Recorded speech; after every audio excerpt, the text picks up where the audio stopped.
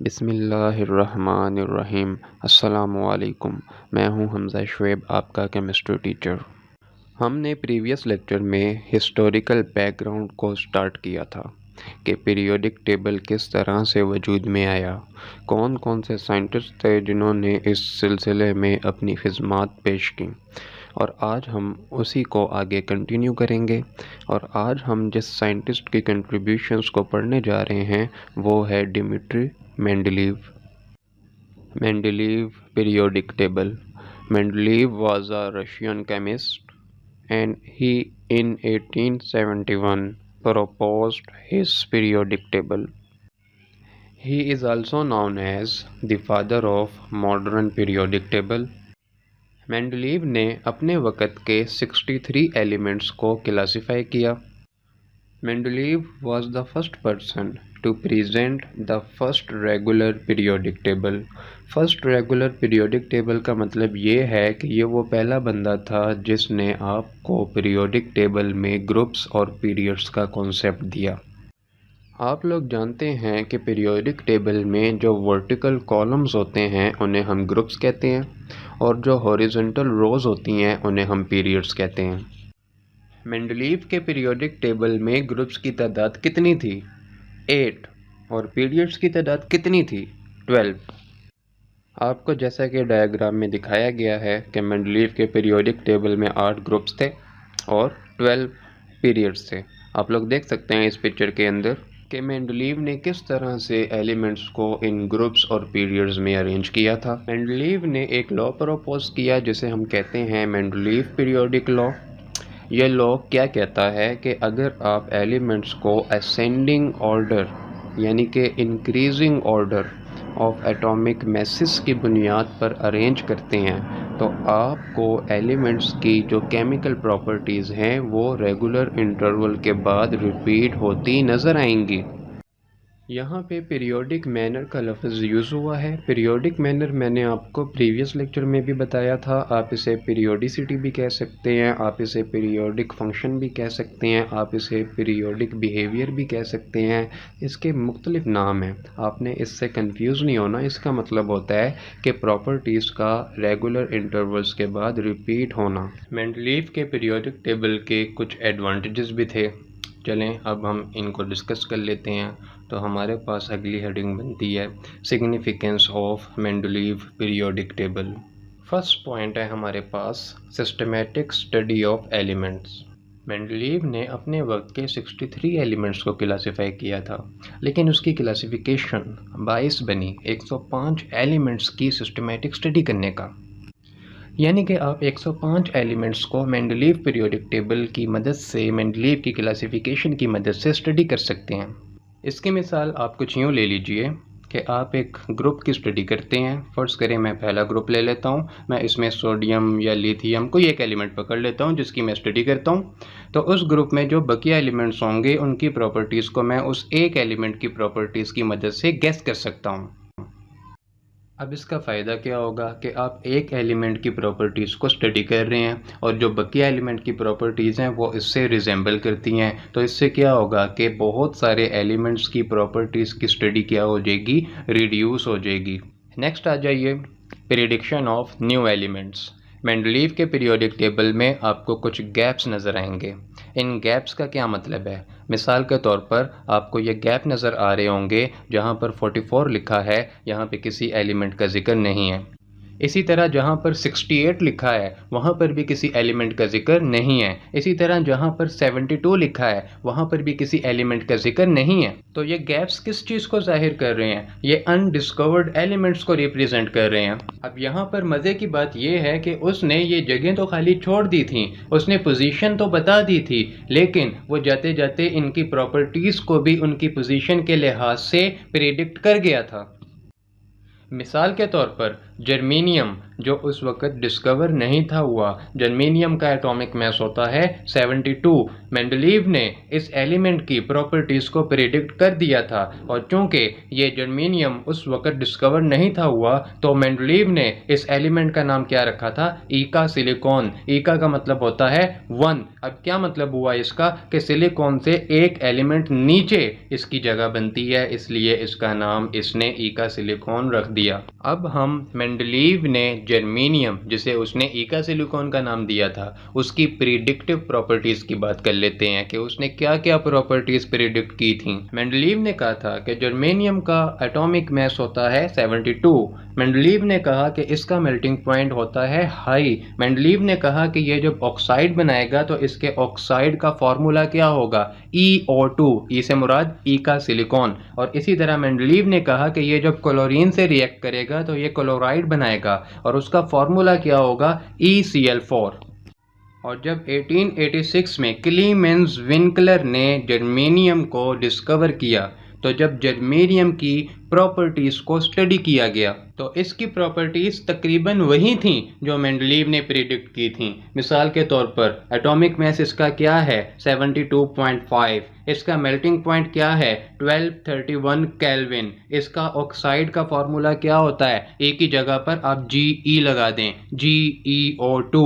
इसके क्लोराइड का फार्मूला क्या होगा, GeCl4। हमारी बुक में इसकी सिर्फ इतनी ही सिग्निफिकेंस लिखी हुई है तो और भी बहुत ज़्यादा एडवांटेजेस मेंडलीव के पीरियोडिक टेबल के, लेकिन हम सिर्फ अपनी किताब तक ही महदूद रहेंगे। तो चलें हम इसको इतना ही पढ़ते हैं। इसके बाद हमारे पास अगली हेडिंग आ जाती है defects in Mendeleev periodic table. First defect हमारे पास जो आ जाता है वो है पोजीशन ऑफ हाइड्रोजन। मेंडलीव ने हाइड्रोजन को अपने पीरियोडिक टेबल में कहाँ रखा हुआ था, फर्स्ट ग्रुप में। लेकिन हाइड्रोजन तो 7 ग्रुप के एलिमेंट्स के साथ भी प्रॉपर्टीज में रिजेंबल करता है। लास्ट टॉपिक इस चैप्टर का वो यही है, पोजीशन ऑफ हाइड्रोजन। वहाँ पे आप जाके डिटेल में पढ़ेंगे कि हाइड्रोजन की पोजीशन अभी तक एग्जैक्ट हमें नहीं पता। क्यों? क्योंकि ये group first, group 4th A और ग्रुप 7th A के एलिमेंट्स के साथ प्रॉपर्टीज़ में रिजेंबल करता है। तो ये सारी डिस्कशन हम उस टॉपिक में जब पहुंचेंगे तो वहाँ पे कर लेंगे। दूसरा जो डिफेक्ट है हमारे पास वो है पोजीशन ऑफ आइसोटॉप्स। आपको पता है कि आइसोटॉप्स क्या होते हैं? Isotopes are the atoms which have same atomic number but different mass number। For example hydrogen के 3 आइसोटॉप्स होते हैं, एक होता है प्रोटियम, ड्यूट्रियम एंड ट्रिटियम। अगर मैं मेंडलीव के पीरियोडिक लॉ की बात करूं, उसने कहा था कि अगर आप एलिमेंट्स को ascending order of atomic mass के लिहाज से अरेंज करें तो इन आइसोटॉप्स की पोजीशन क्या बनेगी, डिफरेंट बनेगी। लेकिन आप मेंडलीव के पीरियोडिक टेबल में देखें, हाइड्रोजन को उसने सिर्फ ए की पोजीशन दी हुई है। हालांकि अगर मैं मेंडलीव के पीरियोडिक लॉ की बात करूं तो हाइड्रोजन को कितनी दफ़ा लिखा जाना चाहिए था, 3 दफ़ा। इसका मतलब ये हुआ कि मेंडलीव का पीरियोडिक टेबल आइसोटॉप्स की पोजीशन को जस्टिफाई नहीं करता। अगले डिफेक्ट पे आ जाइए कि ग्रुपिंग ऑफ डिसिमिलर एलिमेंट्स, यानी कि डिफरेंट एलिमेंट्स हैं, डिफरेंट कैटेगरीज से बिलोंग करते हैं लेकिन उन्हें एक ही ग्रुप में रखा गया है। आप लोग मेंडलीव के पीरियोडिक टेबल में फर्स्ट ग्रुप को देखें, उसमें आपको hydrogen, lithium, sodium, potassium, rubidium और सीसियम ये तो नज़र आएंगे ही, लेकिन आपको इनके साथ कॉइनेज मेटल्स भी नज़र आएंगे। ये जो कॉपर, सिल्वर और गोल्ड आपको फर्स्ट ग्रुप में नज़र आ रहे हैं, इन्हें हम कॉइनेज मेटल्स कहते हैं, इन्हें हम नोबल मेटल्स भी कहते हैं। क्यों? क्योंकि इनकी रिएक्टिविटी बहुत ही ज़्यादा कम होती है, जबकि बकिया एलिमेंट्स जो हैं हाइड्रोजन, लिथियम, सोडियम, पोटेशियम, इनकी तो रिएक्टिविटी बहुत ज़्यादा होती है। तो आप देखें कि किस तरह से डिफरेंट कैटेगरीज से ताल्लुक़ रखने वाले एलिमेंट्स को एक ही ग्रुप के अंदर मेंडलीव ने रखा हुआ था। अगले पे आ जाइए, separation of chemically similar elements, यानी केमिकल प्रॉपर्टीज़ एलिमेंट्स की सेम थी लेकिन इनको अलग अलग ग्रुप में प्लेस किया हुआ था। गोल्ड और प्लेटिनम, गोल्ड और प्लेटिनम केमिकल प्रॉपर्टीज़ के हिसाब से एक ही कैटेगरी से बिलोंग करते हैं, लेकिन गोल्ड को इसने पहले ग्रुप में रखा हुआ है और प्लेटिनम को इसने 8वें ग्रुप में रखा हुआ था। इसी तरह एक और भी मिसाल है, कॉपर और मरकरी। कॉपर और मरकरी एक ही ग्रुप से बिलोंग करते हैं लेकिन मेंडलीव ने कॉपर को पहले ग्रुप में रखा हुआ है और मरकरी को दूसरे ग्रुप में रखा हुआ है। अगला defect, irregular position of some elements. Mendeleev का पीरियोडिक लॉ अगर आप एक दफ़ा फिर से दोहराएं कि मेंडलीव का पीरियोडिक लॉ क्या कहता है, कि मेंडलीव का पीरियोडिक लॉ हमें ये कहता है कि आप एलिमेंट्स को ascending order of atomic mass के लिहाज से अरेंज करेंगे। तो आप ज़रा गौर करें, आपको मेंडलीव के पीरियोडिक टेबल में कोबाल्ट और निकल का पेयर ये इर्रेगुलर नज़र आएगा। कोबाल्ट का एटॉमिक मास होता है 58.9 और निकल का एटॉमिक मास होता है 58.6। तो अगर आप लॉ को फॉलो करें तो पहले किसको आना चाहिए था, निकल को, और बाद में कोबाल्ट को आना चाहिए था। लेकिन मेंडलीव ने तो ऐसा नहीं किया, लॉ को फॉलो ही नहीं किया। इसी तरह आपको बहुत सारे इर्रेगुलर पेयर नज़र आएंगे। मिसाल के तौर पर आर्गोन और पोटेशियम। आर्गोन का एटॉमिक मास होता है 39.9 और पोटेशियम का होता है 39। तो पोटेशियम को पहले आना चाहिए था, आर्गोन को बाद में आना चाहिए था, लेकिन ऐसा नहीं है। नेक्स्ट आ जाएं, इलेक्ट्रॉनिक अरेंजमेंट।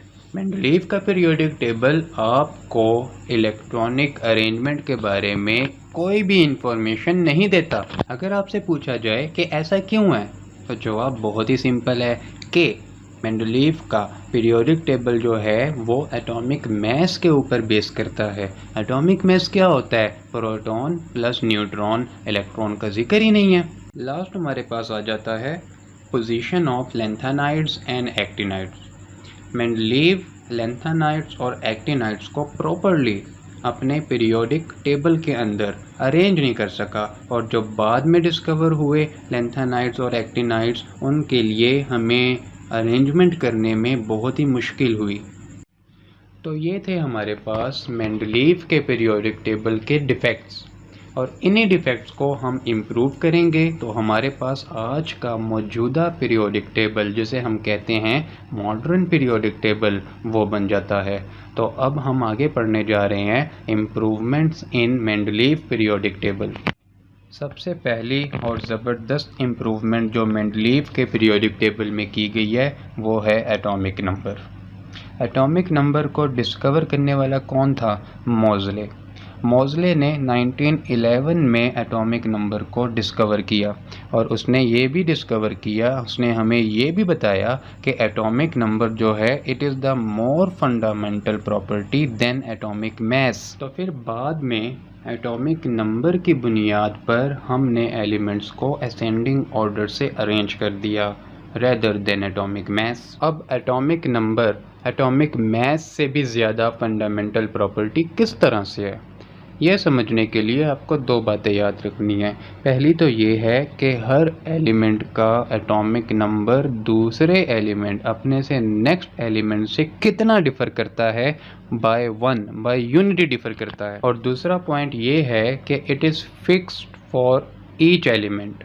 हर एलिमेंट का एटॉमिक नंबर दूसरे एलिमेंट से डिफरेंट होता है। मोज़ले ने एक लॉ प्रेजेंट किया जिसे हम मोज़ले पीरियोडिक लॉ भी कहते हैं, या हम इसको मॉडर्न पीरियोडिक लॉ भी कहते हैं। अब इसकी स्टेटमेंट क्या है, if the elements are arranged in increasing order of their atomic numbers, their chemical properties repeat in a periodic manner.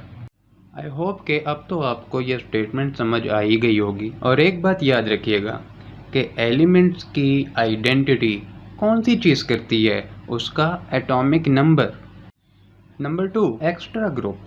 हमने मॉडर्न पीरियोडिक टेबल के अंदर एक extra group to the extreme right of the periodic table add कर दिया है। इसको हम 8A group या 0 ग्रुप भी बोलते हैं। इसके अंदर हमने नोबल गैसेस को रखा हुआ है जो कि मेंडलीव के वक्त में डिस्कवर नहीं हुई थी। इसके बाद हमारे पास आ जाता है कि हमने मॉडर्न पीरियोडिक टेबल के अंदर सब ग्रुप्स भी इंट्रोड्यूस करवा दिए हैं, सब ग्रुप ए एंड सब ग्रुप बी।